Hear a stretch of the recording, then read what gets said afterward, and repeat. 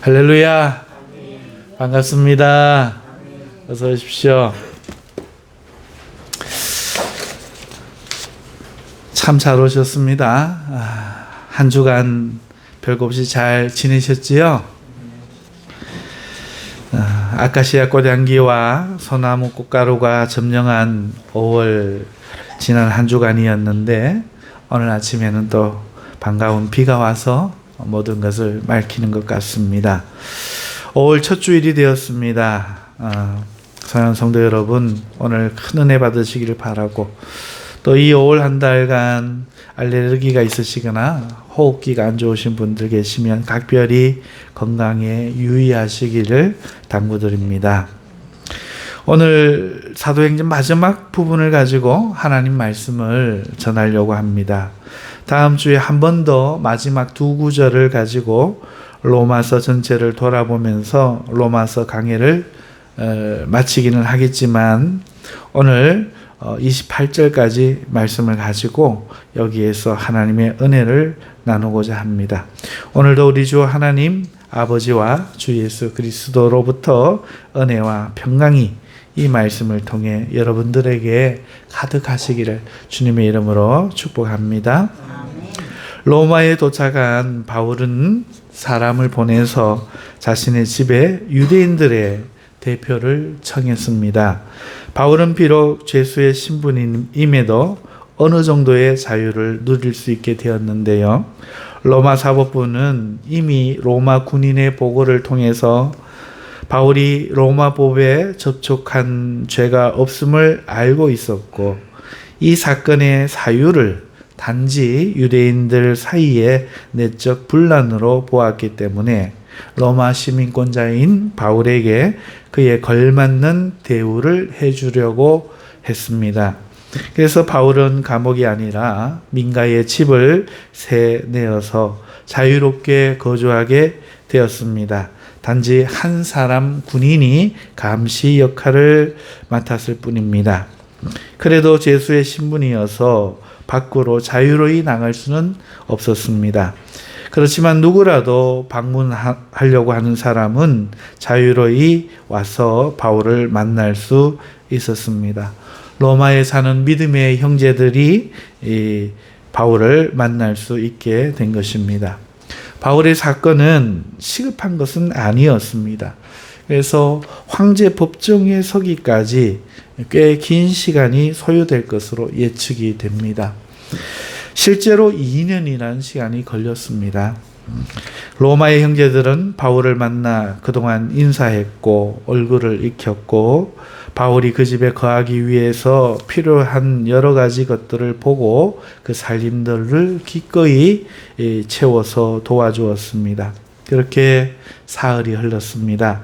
어느 정도 이제 자리가 잡히자 바울은 자신이 앞으로 할 일이 무엇인가 생각하게 되었습니다. 가장 먼저 바울은 로마에 사는 유대인들을 먼저 만나보아야 하겠다 생각하였고, 그래서 사람을 보내서 그들의 대표를 자기 집으로 초청했습니다.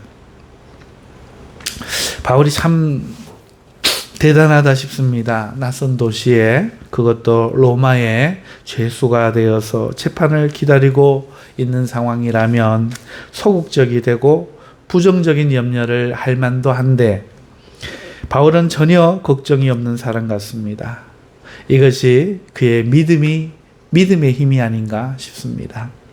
하나님을 믿으니 말씀대로 내일 일을 걱정하지 않고 죽고 사는 일에 초연한 그의 모습이 참 대단해 보입니다. 바울의 초대를 받은 유대인들의 대표 몇 사람이 바울의 집에 도착했습니다. 아마도 유대 회당의 이 장과 원로 중 몇 사람이 왔을 것으로 추측이 됩니다. 인사를 나눈 후 바울은 자신이 로마의 죄수로 호송된 것은 자기가 로마인이라서 유대를 고발하려고 함이 아니고, 자신이 유대인들의 법을 배척함이 아니고 하나님을 따라 살기 위하여 이렇게 됨이라 그 이유를 설명했습니다. 그것이 본문에 나와 있는데요. 의외인 것은 로마에 사는 이 유대인들은 바울에 대한 소식을 전혀 듣지 못했다는 것입니다. 모르고 있었던 것이지요. 다만 바울이 전하는 이 사상에 대해서는 그들도 들어보았는데 어디에서나 반대를 받는다 하는 정도로 알고 있었던 것입니다. 그래서 대표들은 자신들이 이 사상을 듣고 왜 이 사상이 어디에서나 반대를 받는지 들어보고 싶어서 바울과 만날 날짜를 정하고 돌아갔습니다. 날이 되어 모두가 모였을 때 바울은 아침부터 저녁까지 그들에게 하나님의 나라에 대해 강론을 했습니다. 성경의 주제는 하나님 나라인데요. 그 하나님 나라에 대해서 강론하면서 유대인들이 자신들이 하나님의 나라, 하나님이 세운 나라라고 알고 있는 이 사실, 물론 바울도 그렇게 믿었습니다만 틀린 것은 아닙니다만 하나님께서 유대인들만의 하나님이 아니라 이방인의 하나님이 되기를 원하신다는 이 사실을 그들에게 전하는 겁니다. 우리들만의 하나님이 아니다.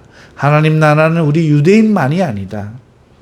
하나님은 온 세계가 하나님의 나라가 되기를 원하신다. 예수 그리스도를 통해서 그렇게 하신다. 바울은 예수님을 믿고 나서야 알게 된 이 사실을 그들에게 모세의 율법과 선지자의 예언들을 들어서 아침부터 저녁까지 설명했던 것입니다.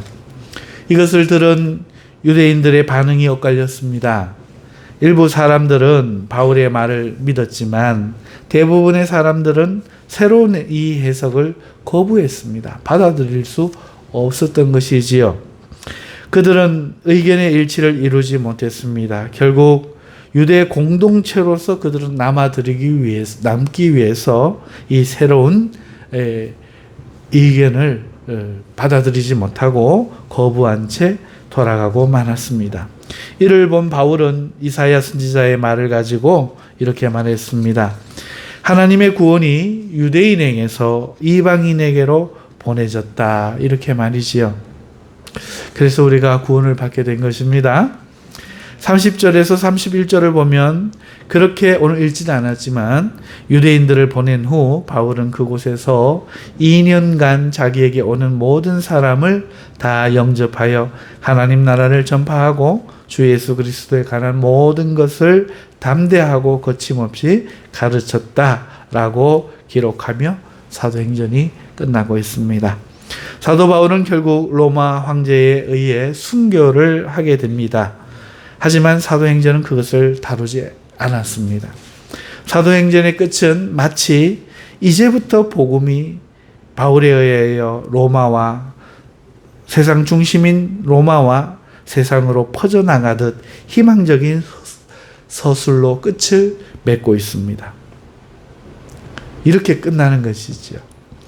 유대인에게 옮겨진 구원이 온 세상을 향해 퍼져나간다는 희망을 이야기하고 있는 것입니다. 오늘 우리가 본문의 말씀을 잠시 살펴보았는데요.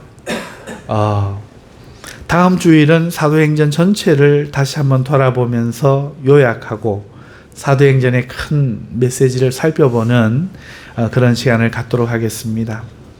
사랑하는 성도 여러분, 하다 보니 사도행전 마지막까지 왔습니다. 처음부터 끝까지 빠지지 않고 들어주신 여러분께 감사를 드리고 또 힘을 주셔서 이렇게 강해를 허락하시고 사용해 주신 하나님께도 감사를 드립니다. 하지만 오늘이 마무리는 아닙니다. 오늘은 오늘 본문을 마지막 단락으로 해서 강해를 드리고 여기에 한두 가지 간단한 권면을 드리며 마치려고 합니다.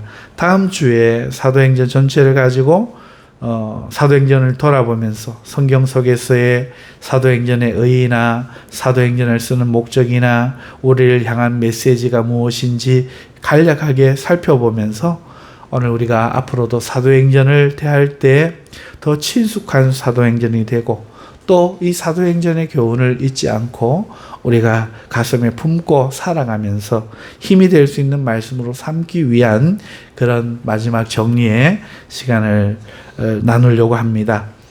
오늘은 본문에서 두 가지 간단한 권면의 말씀을 드리고 싶습니다. 첫째 권면은 바울처럼 우리도 오늘을 담대하게 살자라는 권면입니다. 바울은 죄수로 로마에 호송되었습니다. 그는 유대인들에게 잡혀서 고초를 당했고 살해의 위협을 받았습니다. 죄수가 되어 로마로 호송되는 가운데는 동화책에나 나올 법한 일을 겪기도 하였지요. 하지만 그의 여정이 끝난 것은 아닙니다. 여전히 그는 죄수며 예수를 믿는다는 이유만으로 얼마든지 상황은 악화될 수 있습니다. 게다가 그를 미워하던 유대인들이 이 로마까지 쫓아와서 유대인들을 충동하지 말라는 법이 없습니다. 복음을 위해 고난을 마다하지 않았지만 고난이 끝나지 않을 때 사람은 힘들어하며 이제는 좀 쉬고 일상의 평안한 삶으로 돌아가고 싶은 생각이 들 법한데 바울은 그러지 않았습니다. 앞으로의 일도 걱정하지 않았습니다. 우리는 바울이 아닙니다. 믿음의 분량도 다르고 성격도 다르고 그릇도 다릅니다. 하지만 주 예수를 믿는다는 것은 같지 않습니까? 따라서 우리는 우리의 믿음에 따른 죽성이 있어야 할 것이라고 저는 믿습니다. 우리 자신과 삶을 돌아보면 부정적으로 생각할 일이 참 많습니다. 오늘 바울의 이 고난의 여정이 끝나지 않았던 것처럼 오늘 우리가 예수님을 믿고도 예배를 드리면서도 기도하고 사는데도 집안 문제, 삶의 문제가 늘 있습니다. 건강도 갈수록 안 좋아질 수 있고 앞으로의 일이 걱정일 상황이 더 많이 생길 수도 있습니다. 비록 바울처럼 우리가 돌에 맞고 배가 난파당하고 죄수가 되진 않지만 그럼에도 우리가 신앙을 지키고 기도하며 믿음으로 사는 일은 정말 만만치 않습니다. 바울이 고난이 끝나지 않은 것처럼 우리 삶의 아픔도 어쩌면 앞으로 끝나지 않을지 모릅니다. 어쩌면 죽거나 주님이 오셔야만 그때 가야만 비로소 끝날지도 모르지요. 제 첫 번째 권면은 이것입니다. 그럼에도 바울이 부정적이 되지 않았던 것처럼 오늘 우리도 부정적이 되지 말자는 것입니다. 담대하게 살자는 것입니다. 긍정적으로 살자는 것입니다. 여러분 한번 생각해 보십시오. 바울이 로마에서 걱정하고 염려하고 소극적이 되고 왜 내가 이렇게 충성하는데 상황이 종료되지 않을까? 그렇게 회의하며 있었다면 그는 행복했을까요? 로마까지 와서도 끝나지 않는 상황을 보며 바울이 불평한다고 해서 그것이 도움이 될까요? 그렇지 않았을 겁니다. 그는 더 불행해졌을 것입니다. 그러면 우리 역시 끝나지 않을 오늘 우리 삶의 힘든 일들을 바라보면서 우리가 부정적이 되고 걱정하고 염려한다고 해서 결코 행복해지거나 나아지지 않을 것이 분명합니다. 그렇게 한다고 더 행복해지지 않고 오히려 더 불행해질 수 있다는 것입니다. 안 그래도 받아야 될 고난을 불행해서 한 번 더 받는 것과 무엇이 다르겠습니까? 바울은 하나님을 믿고 염려하지 않았습니다. 살고 죽는 모든 것을 하나님께 맡겼습니다. 그는 결코 두려워하거나 부정적이 되지 않았습니다. 우리는 바울은 아니지만 우리는 우리 삶에서 바울의 이 모습을 우리도 가져야 할 줄로 생각합니다. 불평한다고 두려워한다고 소극적으로 숨는다고 결코 나아지지 않습니다. 믿거나 안 믿거나 누구나 늙고 병드는 생로병사를 피할 수 없고 불행은 있는 법입니다. 오히려 긍정적으로 진취적으로 삶에 맞서는 것이 훨씬 더 나은 결과를 가져오는 것입니다.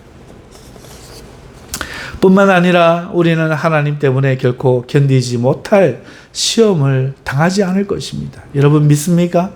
하나님이 우리 견디지 못할 시험은 또한 허락지 않으시며 또 우리가 이겨낼 수 있도록 날마다 힘과 은혜를 더하여 주시는 하나님인 줄 믿습니다.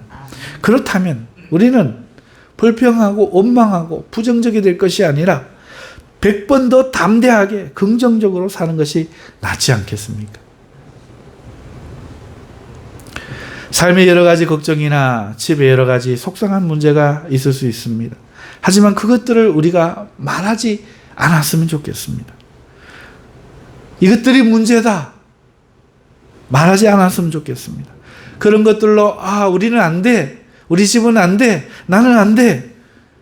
이렇게 부정적이 되지 않았으면 좋겠습니다. 차라리 내가 무엇을 할지 이것을 생각하고 내가 무엇을 해야 될지 이것을 말하고 하나님 내가 무엇을 해야 합니까? 이것을 기도할 수 있었으면 좋겠습니다. 2002년 월드컵을 4강에 올렸던 히딩크 감독에게 기자가 물었습니다. 요즘 대한민국 축구 문제가 무엇이라고 생각하십니까? 그러자 이렇게 대답했습니다. 문제가 무엇인가를 보지 말고 무엇을 해야 하는가를 생각해야 합니다. 삶의 부정적인 것을 여러분 말하지 마십시오. 그것이 어떻게 큰 문제인가를 말하지 마십시오. 대신 어떻게 해야 하는가를 말씀하십시오. 가정에 문제가 있습니까? 그렇다면 그것에 대한 비통과 슬픔을 이야기할 것이 아니라 그러니 내가 무엇을 해야 하는가 이것을 생각하는 게 우리에게 유익합니다. 삶에 문제가 생겼습니까?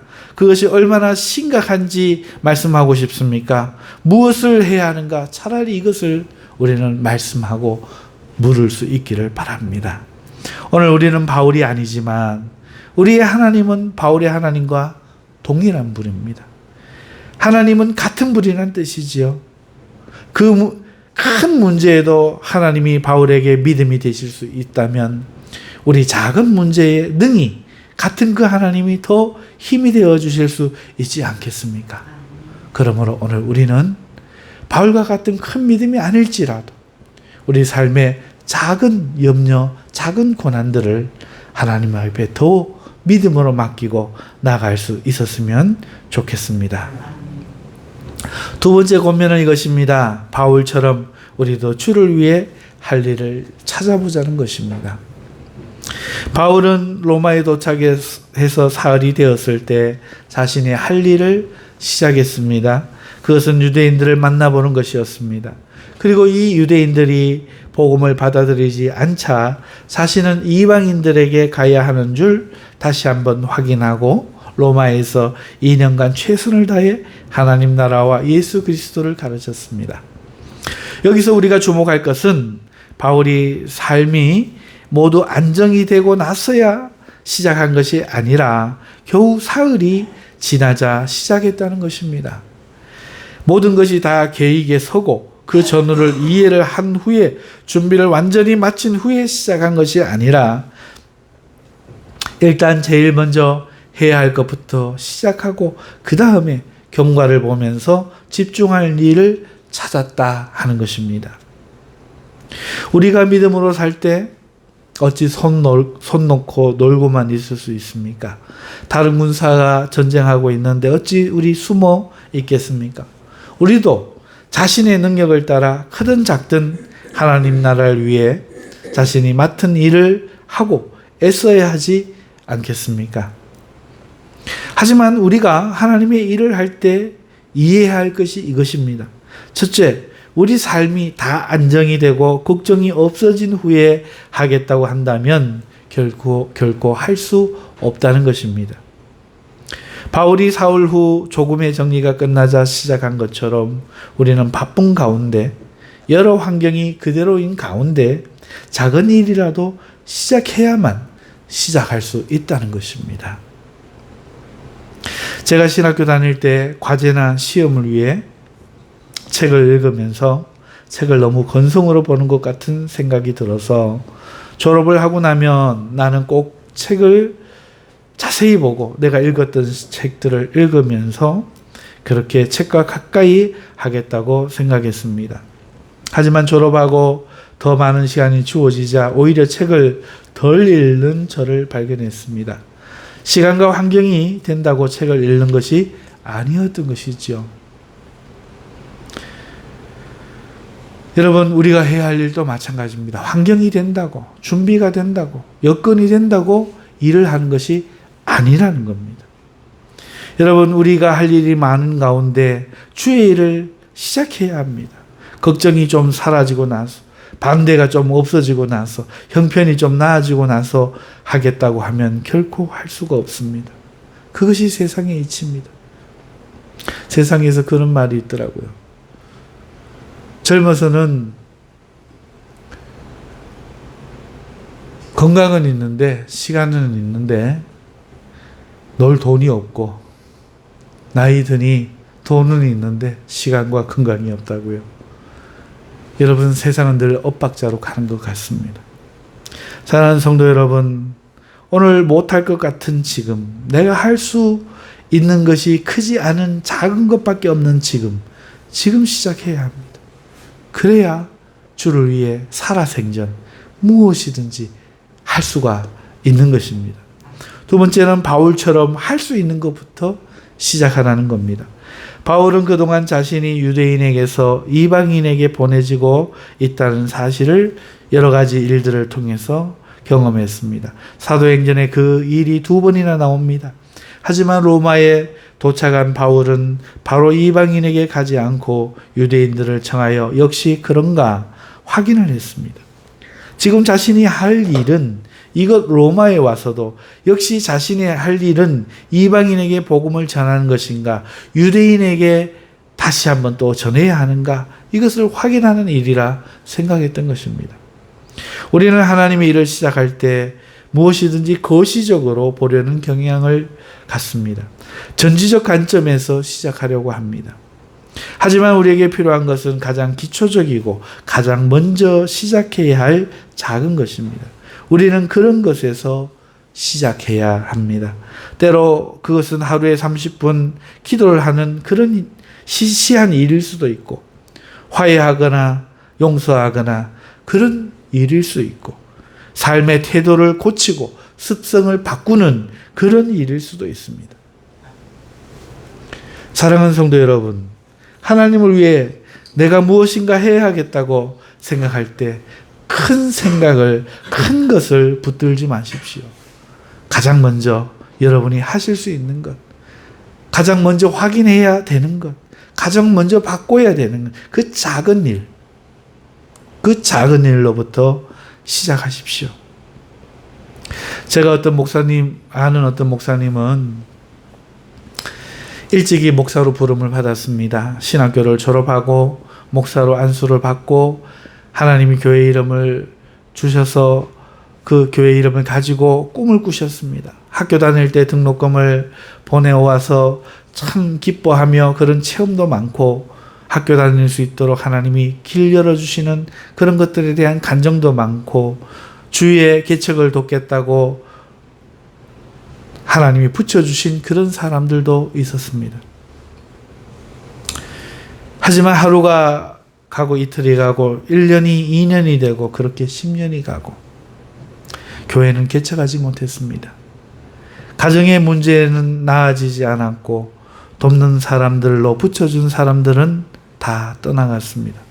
결국 목사님은 좌절하여 대인기피증에 걸리셨고 투신하여 자살했습니다.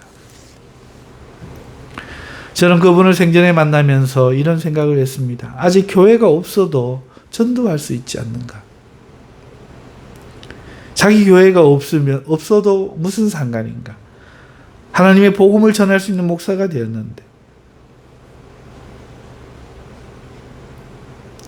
어차피 개척할 거면 잠시 다른 교회에 몸을 담으며 때가 되기까지 전도를 하여 하나님 나라에 충성을 하고 양육하며 그 목회를 배우며 그렇게 할 수 있는데, 왜 아직 내 교회가 없다고 그냥 저렇게 가만히 있을까?